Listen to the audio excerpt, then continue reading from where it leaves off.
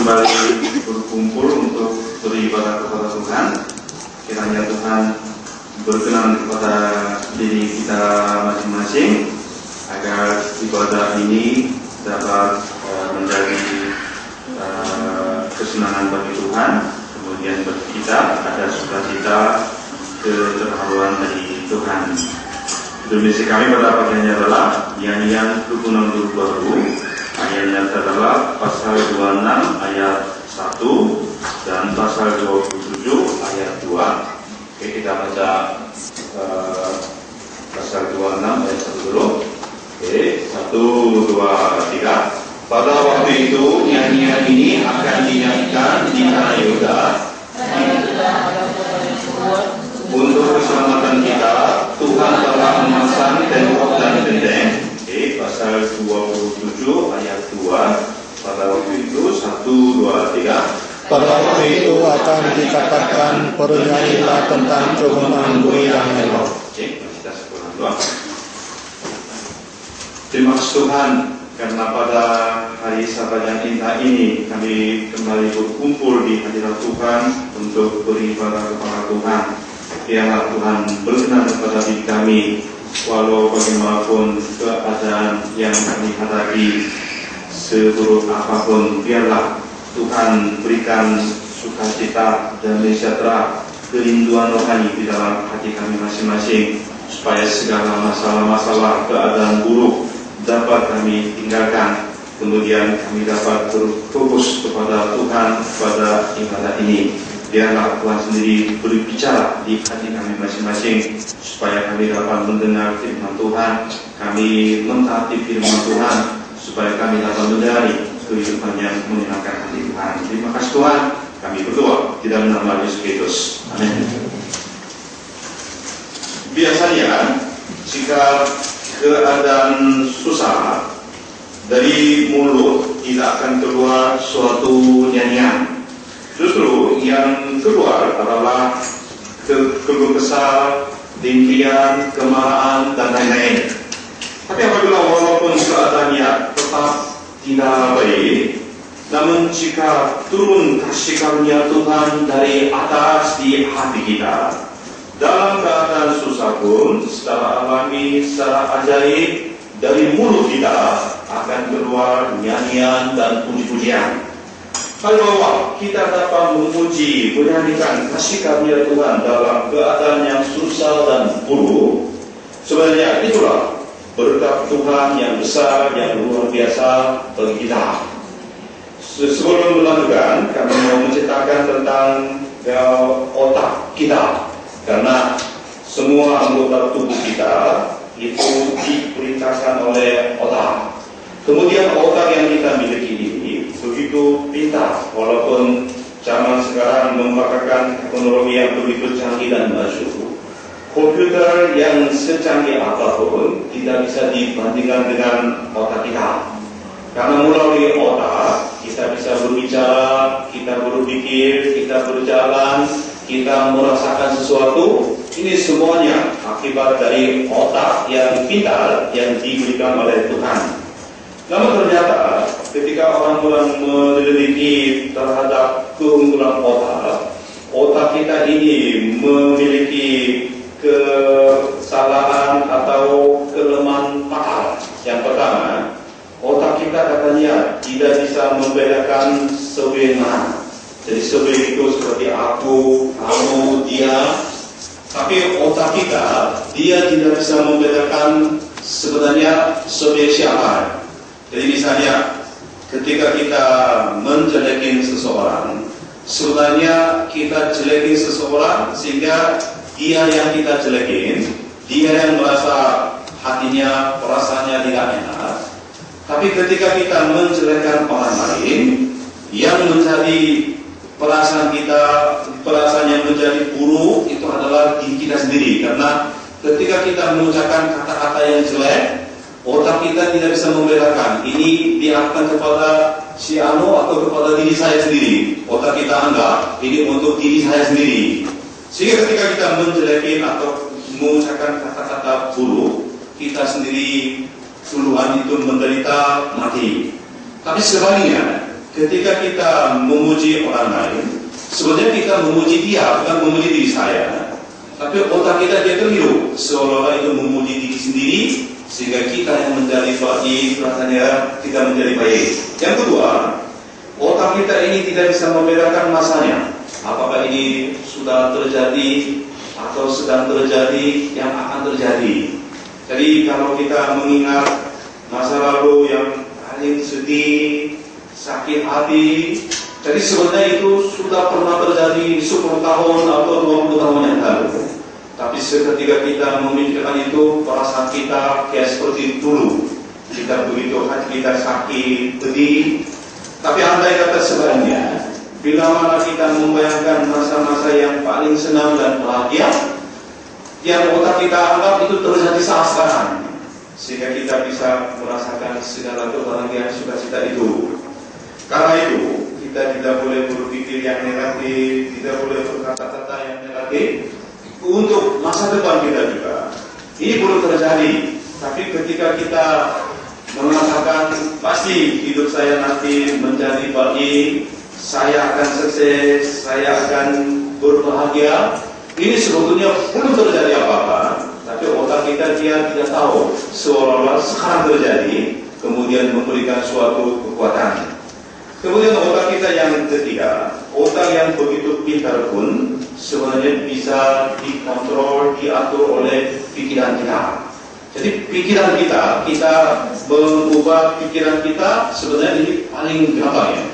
Jadi seperti ada kalimat melalui pikiran, kemudian kalau terus berpikir lama-lama itu keluar dari mulut, itu menjadi tindakan, kalau tindakan terus nanti kebiasaan. Kalau semakin lama kayak begitu, susah diubah di belakangnya. Tapi yang langkah awalnya, pikiran kita sangat mudah diubah. Tetapi semuanya dari pikiran kita, kemudian melalui pikiran, otak kita pun bisa diubah. Saya buktikan ya. Coba kedua tangan kita, coba ke depan kayak begini. Kita konsentrasi, jangan main-main ya. Jadi biasanya di antara kedua tangan ini, tangan mana yang lebih dia berkorban untuk diri kita? Kanan atau kiri?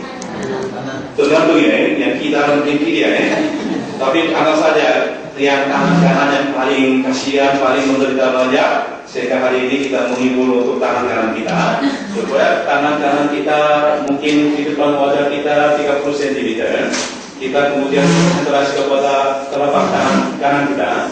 Kemudian kita sambil berpikir dengan sungguh-sungguh, kemudian katakan kepada tangan kanan kita, hai tangan kananku menjadi panjanglah. Oke, coba ulang. Oh, jangan serius, saya sekarang melakukan hipnotis kepada semua ya. Coba kita katakan, hai tanganku yang kanan menjadi panjang akhir tadi. Hai tangan kananku panjanglah. Hai tanganku yang kanan menjadi panjanglah. Hai tanganku yang kanan menjadi panjanglah. Oke, coba kita ukur ya. Coba yang kiri dan kanan coba diukur.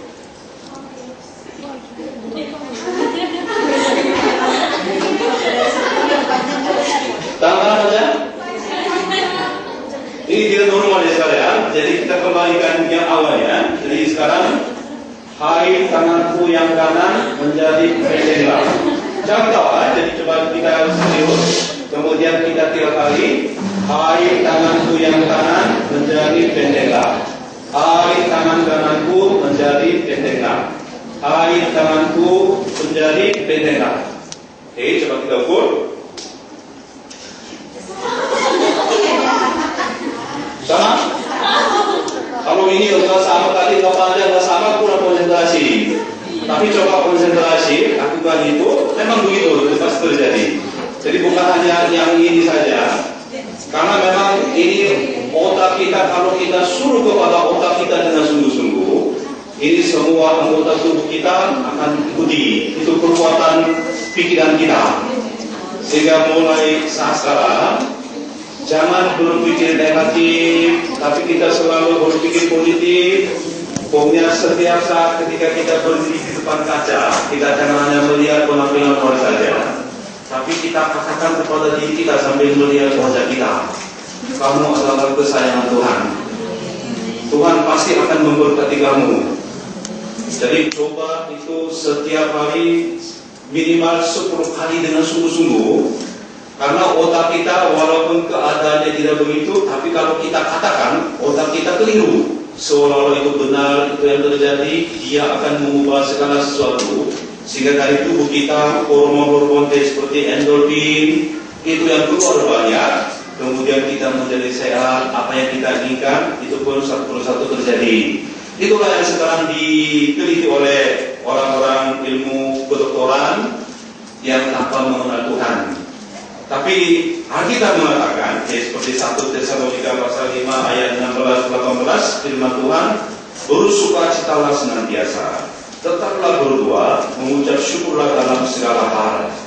Tuhan sebenarnya tahu bagaimana membuat kita menjadi bahagia, kita sukses.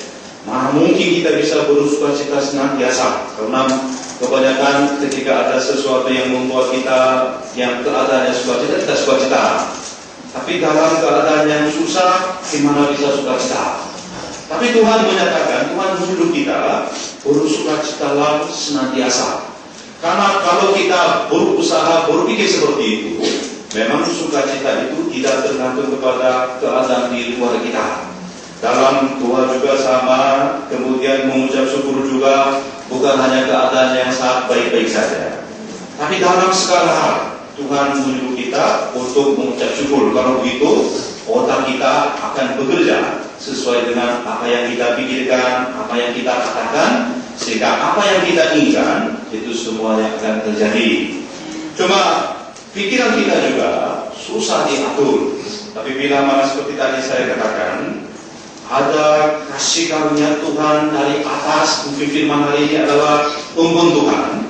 Kalau embun Tuhan turun di atas hati kita, jelas cara berpikir kita, pemikiran kita pasti akan berubah. Sehingga orang-orang yang sebelum mendengar firman, setelah mendengar firman, pasti beda. Karena itu semua Tuhan berkenan kepada diri kita, sehingga kita semua bisa berkonsentrasi fokus kepada firman Tuhan. Firman yang diberikan hari ini itu dianggap seolah-olah Tuhan langsung berbicara kepada diri saya. Kita menerima firman Tuhan seperti dengan sikap seperti itu, pasti banyak berkat-berkat dapat kita nikmati. Amin. Contoh firman hari ini adalah nyanyian kebun anggur baru. Di dalam 3 minggu kemarin kita pernah belajar dari dalam pasal 5 tentang kebun anggur. Tetapi di dalam pasal 5, nyanyian kebun anggur itu bukan suatu nyanyian, tetapi ratapan ataupun ancaman serius yang berupa kutukan keras dari Allah terhadap kebun anggur. Allah menyatakan dengan sangat sungguh-sungguh bahwa Dia akan menghukum dan memusnahkan Israel yang hanya menghasilkan buah anggur asam saja. Tapi dalam firman yang tadi kita bacakan, pasal 26-27, Tuhan menyatakan bahwa kebun anggur itu akan dipulihkan secara sempurna, sehingga kebun anggur itu dijadikan sebagai kebun anggur baru yang indah dan elok di mata Tuhan. Apabila kita melihat lagi pasal 26 ayat 1, tertulis, pada kita ada kota yang kuat.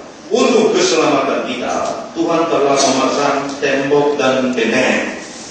Dan pasal 27 ayat 2 dikatakan, pada waktu itu akan dikatakan, bernyanyilah tentang kebun anggur yang elok.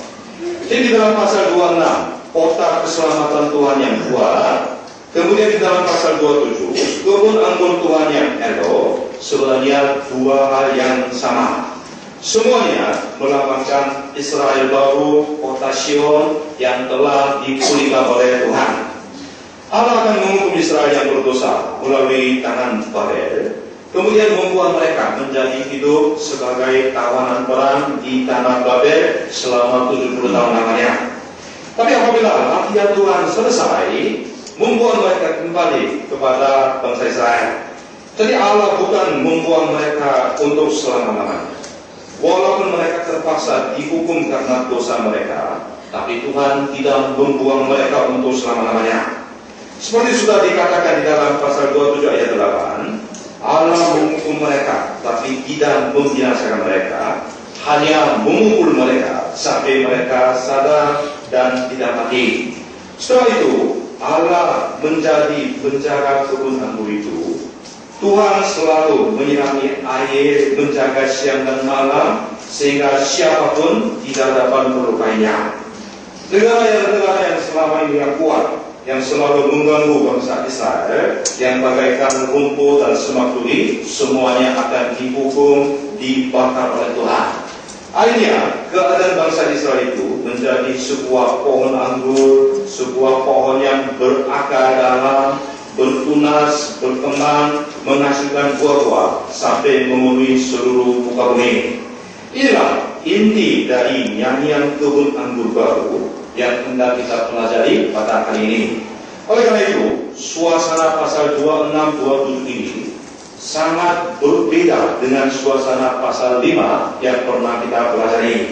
Dengan kata lain, sebetulnya bangsa Israel patut dimusnahkan, tapi Allah hanya memukul, melatih mereka sampai mereka betul-betul bersadar akan dosa mereka. Setelah itu, mereka akhirnya dipulihkan kembali secara sempurna. Betapa besarnya kasih karunia ini. Kalau itu saudara-saudara, orang-orang macam apakah yang dapat masuk ke dalam kebun anggur baru yang begitu indah dan elok? Dan siapakah yang dapat masuk ke dalam kota keselamatan Allah yang begitu kuat? Itulah yang akan kita pelajari pada hari ini. Yang pertama, orang yang teguh hatinya. Yang pertama, yang dapat masuk ke dalam kebun anggur yang elok, kota keselamatan Tuhan yang kuat, yang pertama bisa masuk itu adalah orang yang teguh hatinya. Baik, kita lihat ayat 2 dan 3, pasal 26 ayat 2 3, kita baca sama-sama. Bukalah 1, 2, 3. Bukalah pintu-pintu gerbang supaya masuk hamba yang benar dan yang tutup. Yang hatinya Tuhan yang pertama, yang dapat masuk ke dalam kebun anggur baru itu adalah orang yang teguh hatinya. Bukalah pintu-pintu gerbang supaya masuk bangsa yang benar dan yang tetap setia, yang hatinya teguh. Allah membuat bangsa yang benar, bangsa yang tetap setia, kemudian yang teguh hatinya boleh masuk ke dalam kebun anggur baru. Arti yang hatinya yang teguh adalah mempunyai ketetapan hati yang begitu pula. Jadi apabila sudah percaya mengambil suatu keputusan, orang itu tidak mudah berubah. Bahkan diancam, dibunuh dengan pedang pun, pedang yang sudah ada di sini pun tetap tidak mau berkompromi. Orang seperti inilah dapat yang dipercayai, yang dapat diandalkan. Firman Tuhan mengatakan, mereka lah akan diberi kesempatan sampai mereka boleh masuk ke dalam kota keselamatan Tuhan yang telah dibangun dengan tembok dan benteng yang kuat. Bukalah pintu-pintu gerbang supaya masuk bangsa yang benar, bangsa yang tetap setia, yang teguh hatinya. Jika kita menyinggung orang yang teguh hati, orang yang paling patut dijadikan sebagai contoh itu adalah Daniel dan 3 temannya yang diceritakan di dalam kitab Daniel. Mereka ditangkap, dibawa ke tanah Babel sebagai budak, sebagai tawanan perang. Bagi tawanan perang, bagi seorang budak sebetulnya tidak ada hak istimewa apapun. Apapun disuruh oleh atasan, itulah yang harus mereka lakukan. Kalau tidak, kapanpun nyawa mereka diambil, dibunuh begitu saja. Walaupun begitu, tidak bisa protes. Akan tapi, mereka, walaupun status mereka sebagai tawanan perang, sebagai budak, mereka berani menolak santapan baja, minuman anggur, padahal status mereka hanya tahanan perang saja. Artinya, mereka tidak mau melaskan diri dengan makanan yang telah dipersembahkan kepada dewa-dewi. Mereka lebih mengutamakan, menghargai kemurnian iman mereka daripada nyawa mereka sendiri. Pada suatu hari, Raja Nebukadnezar mendirikan sebuah patung emas yang sangat besar. Kemudian ia perintahkan semua pejabat untuk menyembah kepada patung tersebut. Kemudian dia mengancam bahwa barang siapa yang melanggar perintah raja itu langsung diambil, dilemparkan ke dalam perapian yang begitu bernyala-nyala.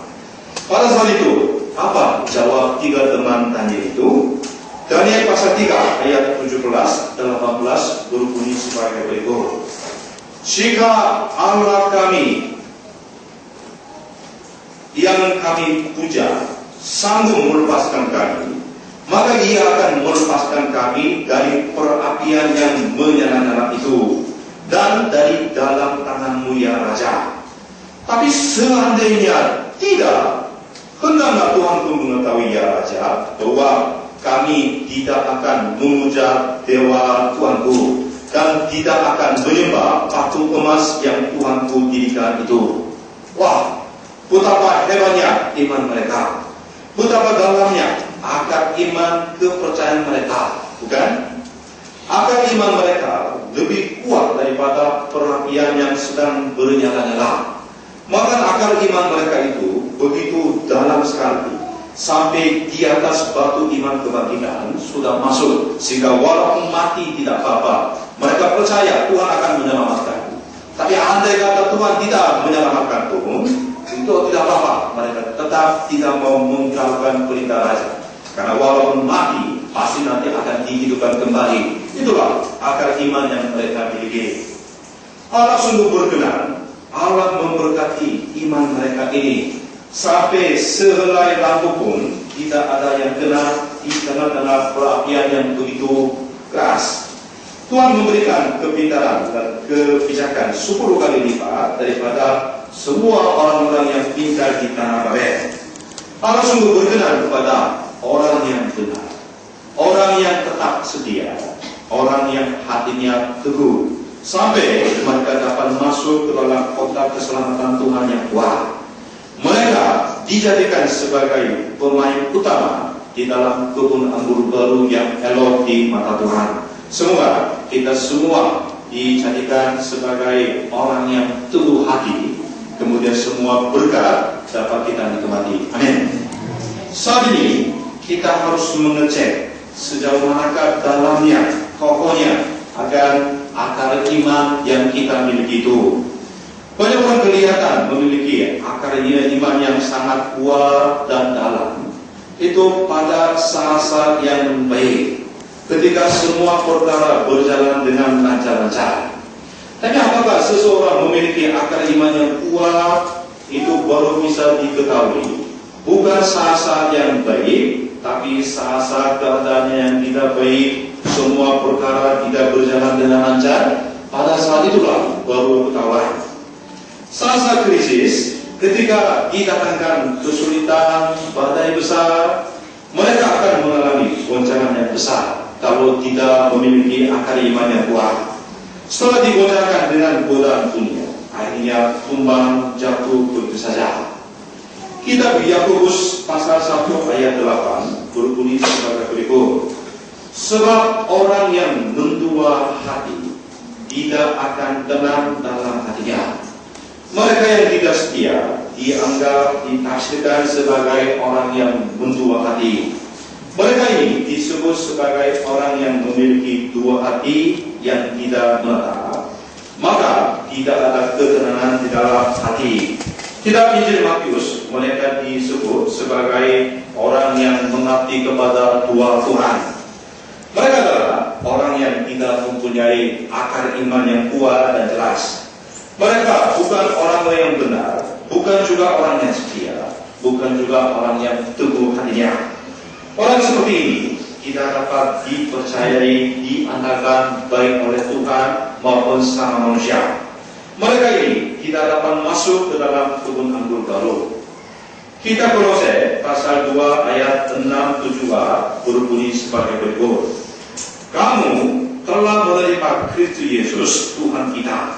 Karena itu, hendaklah hidupmu tetap di dalam Dia. Hendaklah kamu berakar di dalam Dia, dibangun di atas Dia.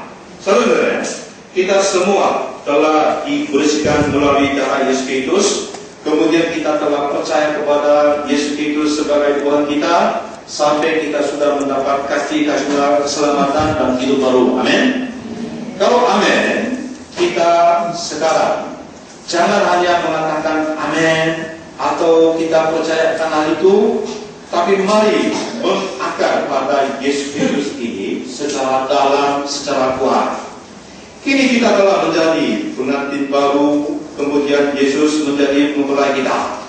Yesus adalah pengantin laki-laki kita. Kalau begitu, kita tidak boleh memiliki hati yang macam-macam. Kita tidak boleh terculik hati oleh hal yang kelihatan baik dari dunia ini. Kita harus mencintai Tuhan Yesus saja. Kita harus terpaut kepada Yesus Kristus saja. Orang yang sebelum berkeluarga, setelah berkeluarga harus beda. Misalnya seorang gadis yang waktu belum menikah, dia melihat seorang laki-laki yang sangat mapan, ganteng, ya boleh hatinya, kemudian matanya. Tapi kalau sudah bersuami, itu kalau tetap dilakukan itu, pasti itu di dalamnya ada masalah yang sangat serius. Rasul Paulus bernyanyi seperti ini. Siapakah yang akan memisahkan kita dari kasih Kristus? Penindasan atau kesesakan atau penganiayaan, atau kelaparan atau ketelanjangan, atau bahaya atau pedang. Karena kasih Yesus begitu kuat. Kemudian walaupun kita berada dalam segala kesulitan yang kurang baik itu pun, kasih Yesus pasti memelihara iman kita, hubungan kita dengan Tuhan, sehingga Rasul Paulus bisa bernyanyi seperti itu. Kita telah diteruskan melalui darah Yesus Kristus, maka siapapun apapun tidak dapat memisahkan hubungan kita dengan Tuhan. Amin. Bagaimana seharusnya iman kita? Mengapa kita harus percaya kepada Allah, yaitu batu yang kekal untuk selama-lamanya? Mari kita lihat ayat 4, kita baca sama-sama. Ayat 4, percayalah. Oke, 1, 2, 3.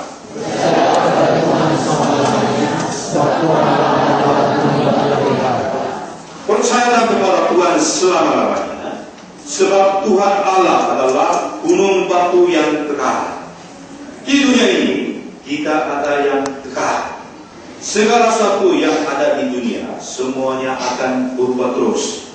Kekayaan, kemuliaan, reputasi baik, pengetahuan, kekuasaan dunia, pokoknya segala sesuatu yang ada di dunia ini sama dengan bunga maupun rumput. Oleh karena itu, kita harus menaruh fondasi hidup kita kepada Tuhan, kepada Yesus Kristus saja, yaitu batu karang yang kekal. Mulai ayat 5. Allah sudah menundukkan penduduk tempat tinggi, kota yang berbenteng telah direndahkannya, bahkan direndahkannya sampai ke tanah. Oleh karena itu, kita harus meletakkan dasar dan fondasi iman kita, kehidupan kita hanya kepada Yesus, hanya kepada firman Tuhan, yaitu batu karang yang kekal bagi kita. Semua iman kita menjadi kuat dan murni seperti iman Daniel dan 3 temannya. Walaupun andai kata dilemparkan ke dalam perapian, kita tetap menjaga iman kita. Allah berkenan kepada orang yang memiliki iman yang kuat, hati yang teguh, orang yang setia, kemudian dijadikan sebagai sisa yang tertinggal, sehingga mereka nanti akan dituntun untuk masuk ke dalam kerajaan benteng keselamatan yang begitu kuat. Allah diangkat menjadi pemain utama di dalam kebun anggur barunya. Yang kedua, yang dapat masuk ke dalam kebun anggur baru ialah orang yang merindukan Tuhan dengan segala jiwa. Mari kita lihat ayat 8 dan 9. Kita baca sama-sama ayat 8 dan 9. Ya Tuhan, 1, 2, 3. Ya Tuhan, kami juga mengajar kita supaya Kau menjalankan kami, supaya kami menjalankan Engkau.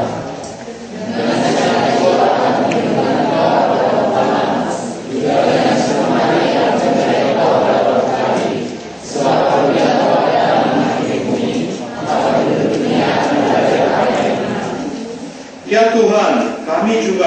menanti-nantikan saatnya engkau menjalankan penghakiman, kesukaan kami ialah menyebut namamu dan mengingat engkau. Dengan segenap jiwa, aku merindukan engkau pada waktu malam. Juga dengan segenap hati, aku mencari engkau pada waktu pagi. Sebab apabila engkau datang menghakimi bumi, maka penduduk dunia akan belajar apa yang benar. Dengan segenap jiwa, aku merindukan engkau pada waktu malam. Di sini apa yang dimaksud dengan pada waktu malam adalah saat-saat penderitaan, saat-saat kesusahan dalam kehidupannya. Kebanyakan orang jika jatuh pada saat yang betul-betul gelap, susah, sehingga tidak ada pengharapan sama sekali, mudah menjadi putus asa, lalu menjalani kehidupan yang pasrah. Ada juga yang bunuh diri. Indonesia juga sudah semacam tren untuk bunuh diri. Pada minggu kemarin di ITC Depok, seorang mahasiswa UNAS lompat dari lantai 4. Lucunya di dalam SMS dia kirim kepada namanya, "Ibu maafkan saya." Kemudian dia loncat. Jadi sambil meminta pengampunan selama salah kepada ibunya. Ini memang ketika dia mengambil keputusan dia seperti itu, di belakangnya pasti ada banyak cerita yang belum kita kenal. Tapi betapa kasihannya, betapa sedihnya. Jadi dengan dia kesulitan apa tidak tahu, tapi dengan alasan kesulitan dia berani mati, tapi tidak berani hidup ya. Kalau kita baca kitab Yesaya pasal 22 ayat 13, itu tertulis, "Tapi lihat, di tengah-tengah mereka ada kegirangan dan sukacita, membantai lembu dan menyembelih domba, maka daging dan minum anggur sambil berseru, marilah kita makan dan minum, sebab besok kita mati." Itulah yang tak nilai pada diri zaman Yesaya. Marilah kita makan dan minum, sebab besok kita mati. Itulah moto hidup di zaman itu, begitu juga di zaman sekarang. Namun tata nilai di dalam zaman sekarang pun tidak jauh berbeda dengan di zaman Yesaya. Karena ketidakpastian di masa yang akan datang, orang-orang tidak mau berpikir panjang ketika ada kesusahan, tidak ada titik terang ke depannya. Mereka menaruh pengharapannya makan, minum, karena besok akan mati. Jadi dengan tata nilai seperti itu, mereka hidup dengan menuruti segala hawa nafsu daging, kesukaan hati. Mereka siap melakukan hal apapun untuk menikmati kesenangan. Mereka siap melakukan segala macam dosa dan perbuatan-perbuatan keji, sambil minum minuman keras, menggunakan narkoba dan lain-lain. Kemudian menurut sebuah hasil penelitian, kalangan masyarakat miskin yang seharusnya hemat karena keadaan finansial tidak baik, tapi ternyata mereka justru lebih banyak itu menghabiskan uangnya untuk kesenangan, untuk melakukan perbuatan-perbuatan keji. Dengan demikian, orang kaya maupun orang miskin semuanya menjadi gila untuk menikmati kesenangan tubuh. Tapi bagaimana orang-orang yang beriman ketika dia menghadapi pada malam hari? Mereka menanti-nantikan Tuhan. Mereka sungguh merindukan Tuhan pada malam hari, menanti-nantikan juga pada waktu pagi. Walaupun keadaannya begitu gelap, susah, kemudian tidak ada titik cahaya pengharapan apapun, bukan mereka putus asa, bukan mereka mau bunuh diri. Mereka tetap menjaga iman mereka dengan menanti-nantikan, merindukan kedatangan Tuhan. Nabi Yesaya pun menjalani hidup dengan sikap seperti ini. Walaupun dia begitu rajin melayani karya Tuhan, orang-orang tidak mau mendengar, tidak mau bertobat, betapa dia mudah menjadi kecewa dan putus asa. Tapi dia terus setia sampai dia menjadi seorang martir dengan digergaji orang. Ia menjaga imannya. Dia begitu setia kepada misinya. Rasul Paulus pun, kalau kita buka kitab Kisah Para Rasul pasal 20 ayat 24, ketika dia mau pergi ke Roma, Orang-orang yang ditekannya semuanya kasih tahu kalau Paulus ke Roma, dia akan tangkap, dia akan dibunuh.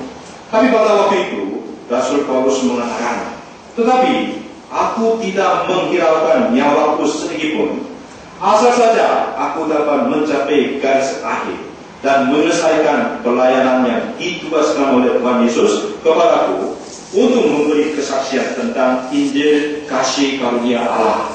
Artinya, Rasul Paulus menjalani kehidupannya, misinya dengan sikap seperti ini, dengan mempertaruhkan nyawanya sendiri.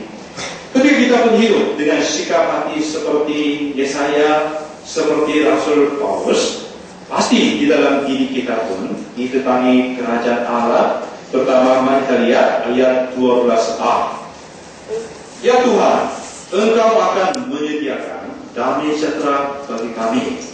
Di dalam ayat 3 pun berbunyi sebagai berikut, yang hatinya teguh, kau jagai dengan damai sejahtera, sebab kepadamu lah ia percaya. Ketika kita pintar berkompromi, menghitung-hitung apa untung dan ruginya di dunia, hidup kita kelihatannya akan menjadi enak, tetapi kenyataannya sama sekali tidak. Justru ketika di hati kita ada banyak pertimbangan, penghitungan untung dan rugi, kemudian kita suka berkompromi, di hati kita tidak ada damai sejahtera. Karena kita selalu harus melihat air muka orang lain, kemudian harus berusaha untuk menyenangkan hati segala macam orang. Hanya ketika kita melindungi Tuhan, menanti-nantikan Tuhan, percaya kepada Tuhan, di hati kita pun akan diberi kasih karunia yang sesungguhnya, yaitu damai sejahtera yang tidak bisa diapa-apakan oleh hal apapun. Allah memperbolehkan orang-orang seperti ini masuk ke dalam kebun anggur baru, kemudian dijadikan sebagai pemain utama di dalam kebun anggurnya. Yang ketiga, orang yang masuk ke dalam kamar tertutup untuk berdoa. Mari kita lihat ayat 17 dan 18. Kita baca sama-sama seperti 1, 2, 3. Seperti perempuan yang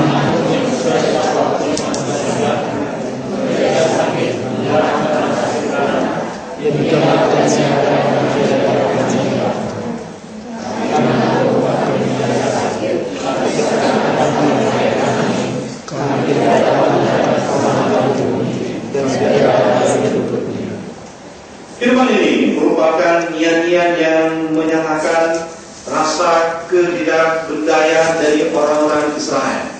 Walaupun mereka ingin melakukan sesuatu, tidak ada kekuatan sama sekali, tidak ada hasil sama sekali.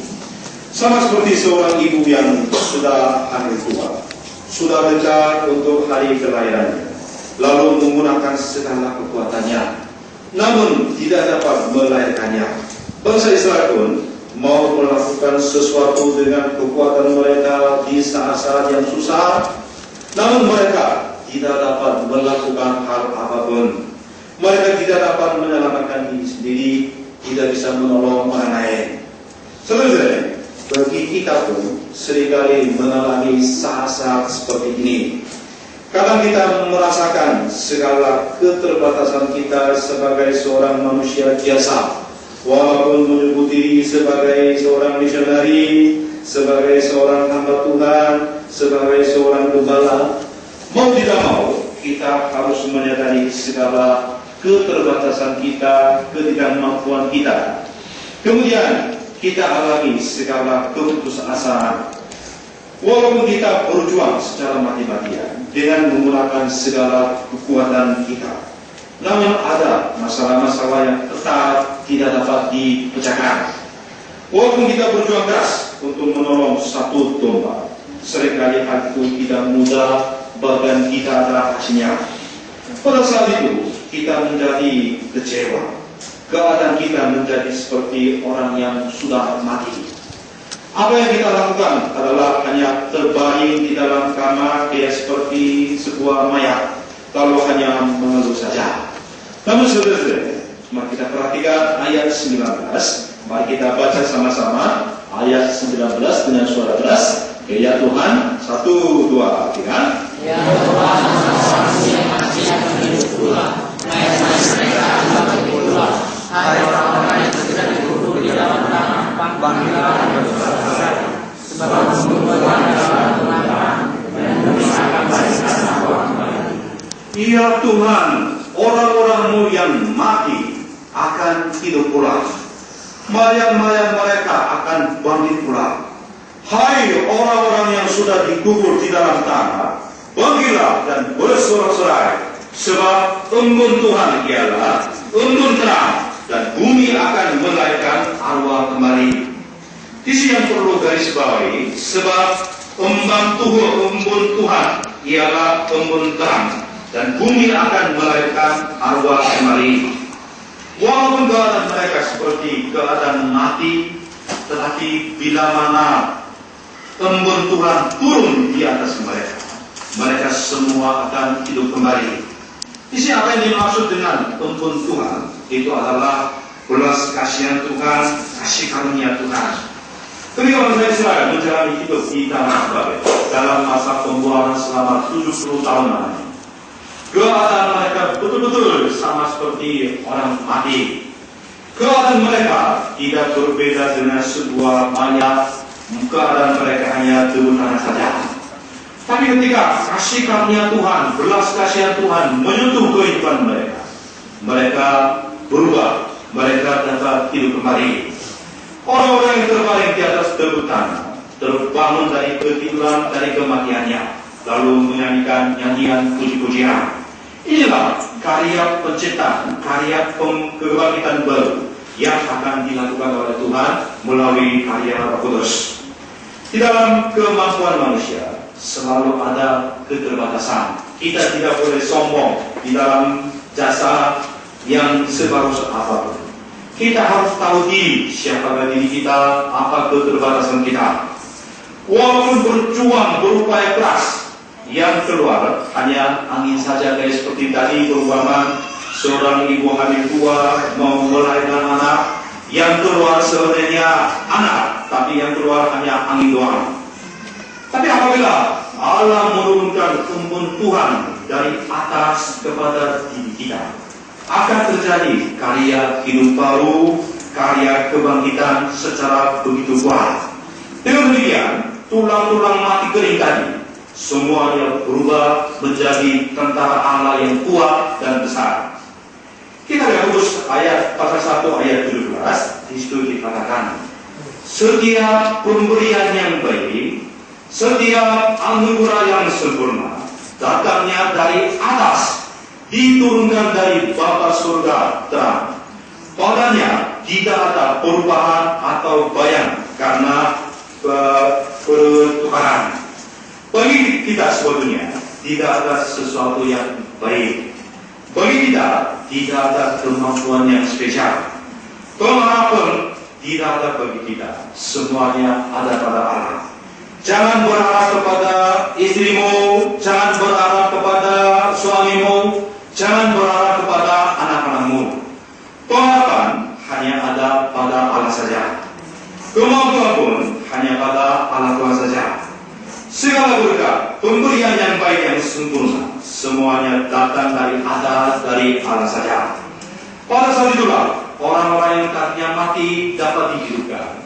Para mayat semuanya dihidupkan kembali. Kemudian sebuah debu tanah pun terbangun, kemudian menyanyikan nyanyian puji-pujian. Terpujilah Allah yang melakukan karya kebangkitan, karya pengharapan baru, karya perubahan melalui embun bagian turun dari atas. Ketika embun Tuhan turun membasahi seluruh dunia, orang-orang yang tadinya mati akan dapat dihidupkan kembali, mayat-mayat semuanya dibangkitkan. Di tengah-tengah padang gurun akan keluar tunasnya, berkembang, seluruh muka bumi menjadi penuh dengan buah-buah yang dihasilkannya. Di dalam kehidupan kita yang seringkali menjadi seperti padang gurun begitu monoton, kering, berubah menjadi kebun anggur Tuhan yang begitu baik, elok di mata Tuhan. Di kampus-kampus yang bagaikan padang gurun, kemudian dia seperti lembah kekelaman, orang-orang yang semuanya berjalan seperti kayak tulang-tulang yang mati kering, suasana itu pun pasti akan berubah, lalu bertunas, berkembang, berbunga, akhirnya buah-buah itu penuh. ketika embun Tuhan dari atas turun di atas mereka. Kami percaya dalam sepanjang tahun 2014 ini akan dapat terjadi kebaktian minggu 120 peserta, buah-buah bantuan Bible Study secara berlimpah-limpah. Bila mana di dalam persekutuan kita embun Tuhan turun, embun Tuhan menyentuh hati kita masing-masing. Amin. Mari kita lihat pasal 26 ayat 21 dan pasal 27 ayat 1. Ayat 21 tolong dibacakan kaum laki-laki, kemudian ayat 1 tolong dibacakan oleh kaum wanita. Sebab sesungguhnya 1, 2, 3. Sebab sesungguhnya Tuhan mau keluar dari tanah untuk mengukur perbuatan karena salahnya. Ampunilah kami meninggalkan rakyat kepada jangan kami terima orang lain.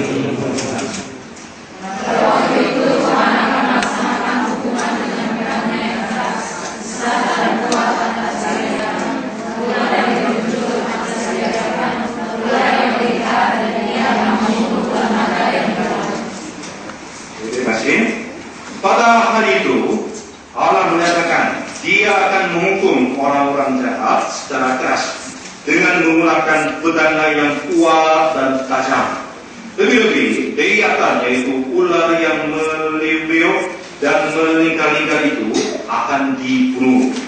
Leviathan dapat melambangkan negara-negara asing yang selama ini terus mendirikan bangsa Islam, seperti bangsa Asyur, Babel, Mesir. Tapi secara luas melambangkan si iblis. Betapa patut kita berterima kasih kepada Tuhan, karena Tuhan sendirilah yang membinasakan musuh-musuh kita, bahkan setan yang tidak bisa kita kalahkan dengan kekuatan kita. Dengan kekuatan diri kita, tidak mungkin kita dapat mengalahkan kuasa-kuasa kegelapan dan kejahatan itu. Kita tidak dapat mengekang kuasa iblis. Tetapi Allah sendirilah yang akan mengalahkan musuh kita dengan menggunakan pedang yang begitu kuat dan tajam. Pada saat itu, apa yang harus kita lakukan? Mari kita baca pasal 26 ayat 20. Kita sekali lagi baca sama-sama ayat 20. Mari bangsaku, 1, 2, 3.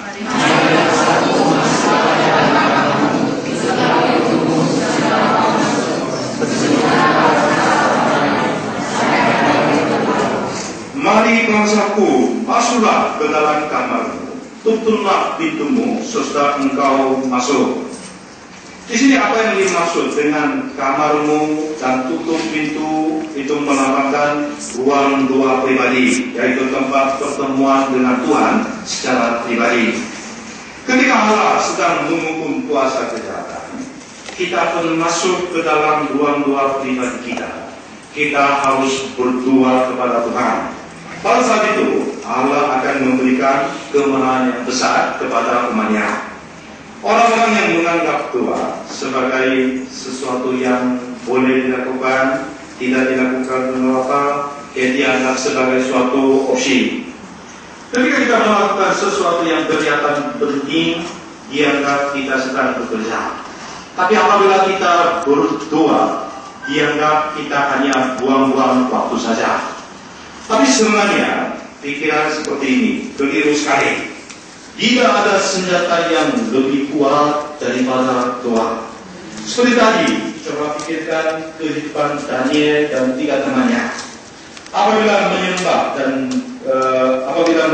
dan berdoa kepada sesuatu selain aja, dia sudah dinyatakan untuk dilemparkan ke dalam gua singa. Namun Daniel tetap berdoa. Dia masuk ke dalam kamarnya. Dia berdoa 3 kali sehari, seperti selama ini apa yang dia lakukan. Pada saat itu, walaupun memang Daniel langsung dilemparkan ke dalam gua singa, namun Allah sendiri menutup mulut para singa yang begitu ganas dan lapar.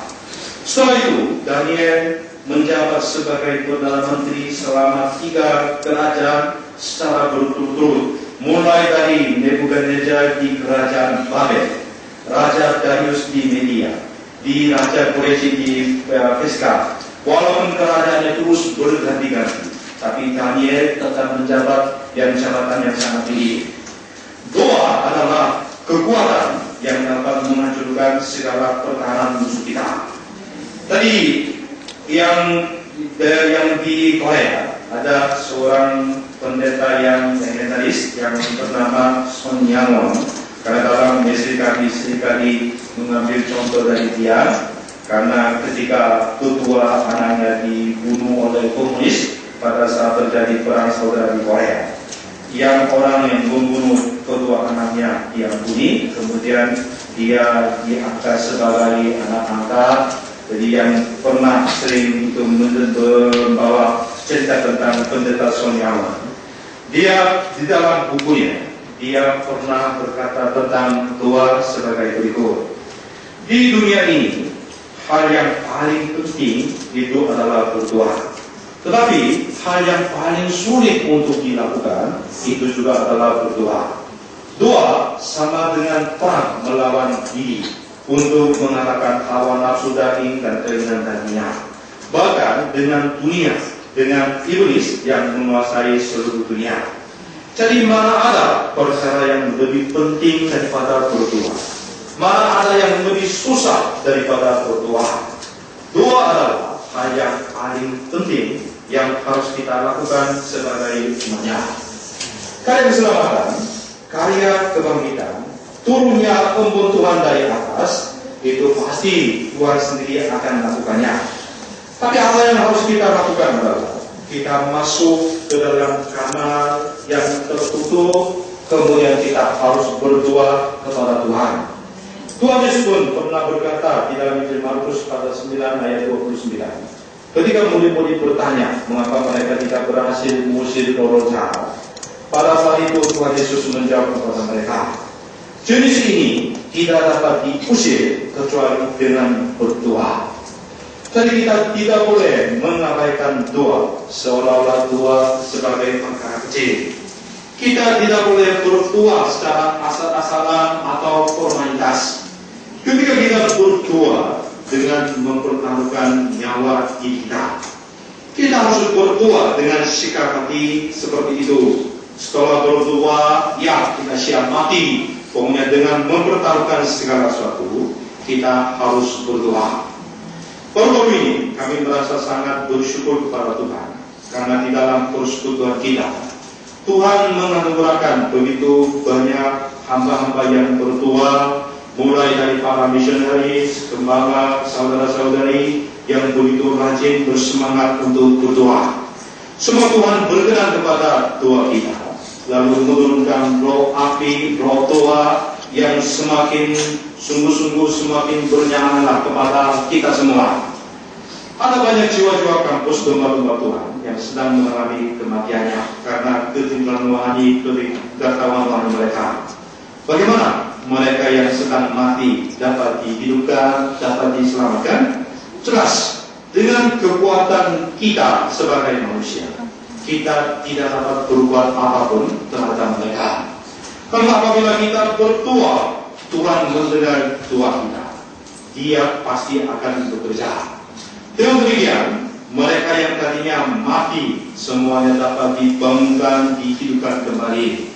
Mereka yang keadaannya seperti tulang-tulang yang sudah mati kering dapat dihidupkan kembali. Kemudian mereka dijadikan sebagai tentara Allah yang kuat dan besar. 1 bulan lagi kita akan merayakan Retreat Paskah. Apabila kita berdoa dalam acara Retreat Paskah pun, Allah mengizinkan karya penghidupan, karya kebangkitan secara berlimpah. Semoga setiap fellowship penuh dengan buah-buah anggur dan persekutuan kita menjadi kebun anggur baru yang indah elok di mata Tuhan. Semoga Tuhan memberkati segala perjuangan kita, doa-doa kita. Amin. Saudara-saudara, Allah kita adalah Allah yang dapat mengubah kebun anggur yang kering, tandus, dijadikan sebagai kebun anggur baru yang hidup, yang elok. Latapan kebun anggur diubahkan menjadi nyanyian pujian kebun anggur baru. Pada saat itu segala kesedihan pun menghilang. Kemudian akan dipenuhi dengan sukacita. Keluh kesah kita tadi berubah menjadi nyanyian puji-pujian. Semua Tuhan menolong kita untuk percaya kepada Allah ini. percaya kepadanya secara teguh, merindukannya, berdoa dengan sungguh-sungguh, supaya hidup pribadi kita, keluarga kita, persekutuan kita menjadi kebun anggur baru yang elok di mata Allah. Kiranya Tuhan memberkati kita semua. Amin. Kita baca pasal 26 ayat 1, pasal 27 ayat 2. Kita baca sama-sama. Pada waktu itu 1, 2, 3. Pada waktu itu ini akan dinyatakan di Allah. Pada kita ada yang dua untuk keselamatan kita. Tuhan telah memasang tembok dan benteng. Oleh itu akan dinyatakan berilah tentang kemenangan.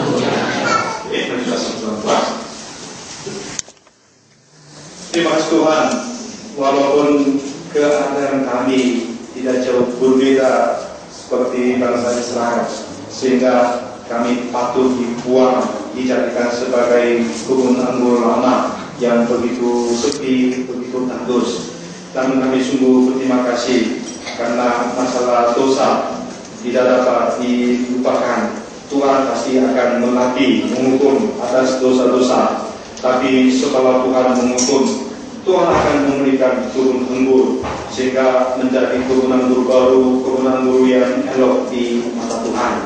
Biarlah kami yang memiliki segala kekurangan, keterbatasan, Tuhan berkenan kepada isi kami, sehingga seperti firman kali ini, Tuhan ubahlah diri kami supaya kami menjadi anak-anak Tuhan yang setia, yang teguh hatinya, dan kami yang menjadi yang selalu merindukan, menanti-nantikan Tuhan pada waktu malam maupun pada waktu pagi.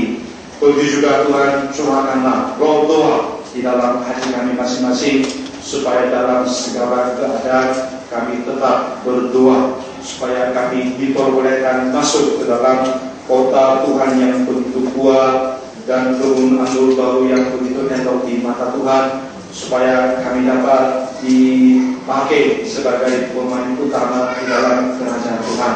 Walaupun persekutuan kami yang kecil ini, biarlah Tuhan berikan pembun Tuhan dari atas, supaya persekutuan kami menjadi persekutuan yang betul-betul hidup, yang berkenan di hati Tuhan. Terutama sebentar lagi kami mau adakan acara retreat pasca tahun 2014. Kirimlah jiwa-jiwa yang haus, yang sedang mati karena dosa, mereka semuanya dikirimkan kepada persekutuan kami, supaya mereka mendengar firman Tuhan, mereka dapat dihidupkan kembali, mereka dijadikan sebagai tentara Allah yang besar dan hidup, supaya kemuliaan Tuhan dapat dinyatakan. Untuk itu Tuhan, tolong berilah kerinduan kepada kami untuk menanti-nantikan umur Tuhan.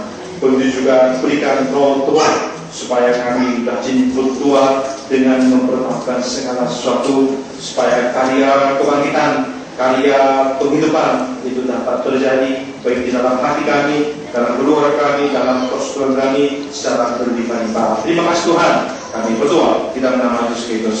Amin.